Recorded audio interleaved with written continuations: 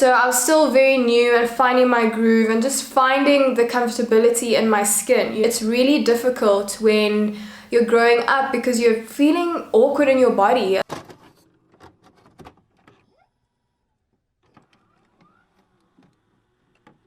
Hello my darlings, welcome back to my YouTube channel. If you're new here, my name is Bianca and I make these videos to help you kickstart your modeling career. So if you like it, please make sure that you subscribe and join our family because we're growing, and I just love to share all the knowledge that I've accumulated over my 9 years in this beautiful industry. So today's video is a little bit of a story time, if you will. I just want to remind you guys that I've also been through some really tough situations and experiences throughout this industry. It's made to look very glamorous and easy and effortless and almost like there's no work put in, but it's the complete opposite. There's so much work that goes into being a model, into booking jobs, into traveling, into making sure that you can remain consistent. There's so much work that goes into it, and so today I just wanted to share a little bit of insight about an experience that I went through with a previous agency that I was with many years ago. But I thought it was good to, you know, create a video like this and just share with you guys some of the downsides and some of the bad stuff that, you know, we have to endure. Just a little disclaimer, this video is not speaking about my current agent. It's about an agent that represented me many years ago. So I just wanted to clear that up now. I'm with Ice Models right now. I'm very happy and they take very good care of me. Just wanted to get that out the way, you know, guys, so you aren't like, geez, well, if this agency said this to you, why are you still with them now? Just so that we are all on the same page.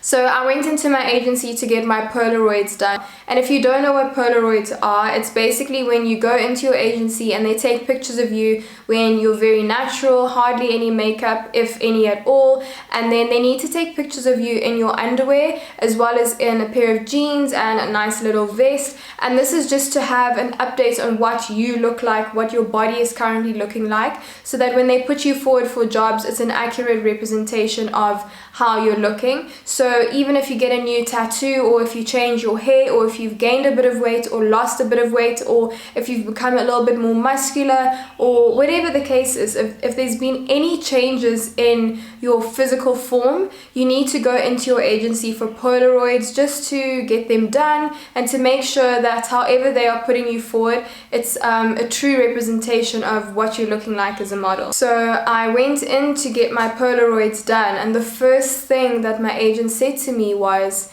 "Hi, you know, how are you doing?" And, you know, obviously answered, "I'm good," etc.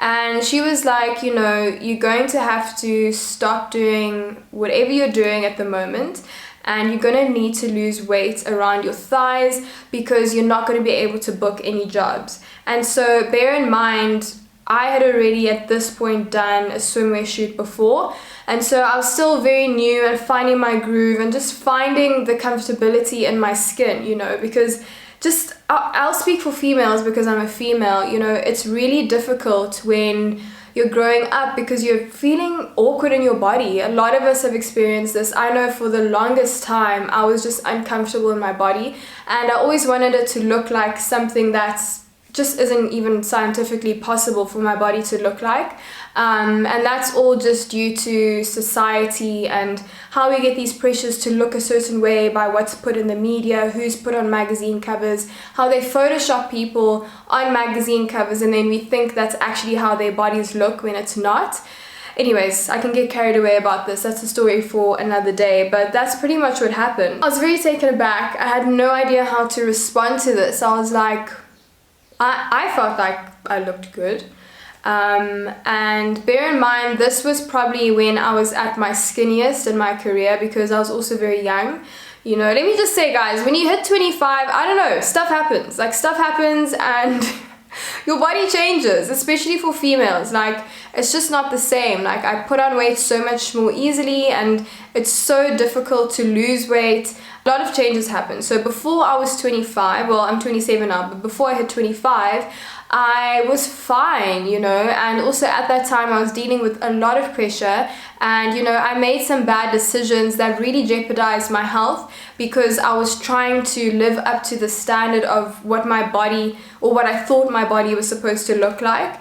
And so the point I'm saying this is, I was literally, I think maybe 6 to 8 kilos lighter than I am now. I was quite thin, and you know, it was difficult to hear that because I was like, wow, okay.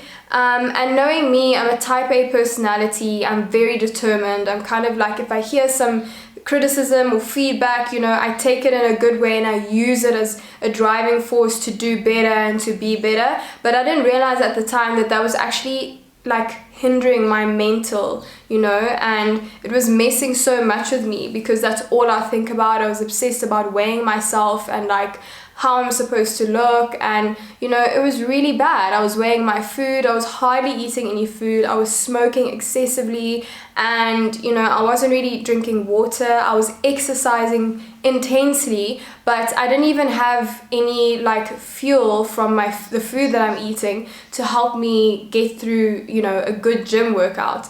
And so it was a really unhealthy place that I was at, and it really crushed my spirit because I felt like I'm doing all this stuff and my agency is telling me that I need to lose weight around my thighs. And another thing is, you can't lose weight in a targeted area of your body. You can't be like, oh, my stomach's fat, let me try and lose weight there. It's like a overall thing. If you're trying to lose weight, you're not only going to lose weight in your legs or in your arms or in your bum or in your tummy.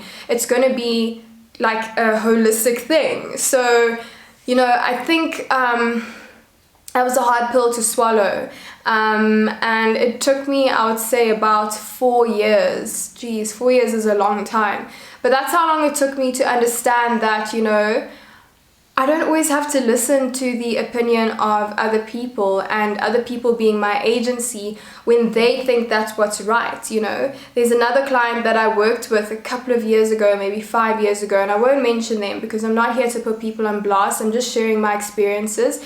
But, you know, she told me that I need to cut out any form of squats or weightlifting or any body weight exercises, and even like walking, all of that. She said all I need to do is cut out carbs and run. So if I can just like pause there, cutting out carbs is such a vague and ignorant term, and I say this because carbs isn't only bread, and that's what people think, oh, cut out bread, cut out pasta, you're cutting out carbs. No, carbs is also in your fruits. And so essentially then what you're saying is, I need to cut out fruits, I need to cut out all sugars, I need to cut out, you know, it's not really feasible. Like, that doesn't really work. And so just over time, like what I've learned is that, you know, don't cut out carbs, just eat the good carbs. And you know, you can do a lot more research into that, but an easy way to start is to cut out anything white. So white bread, white rice, white pasta, anything like that. That's a good place to start.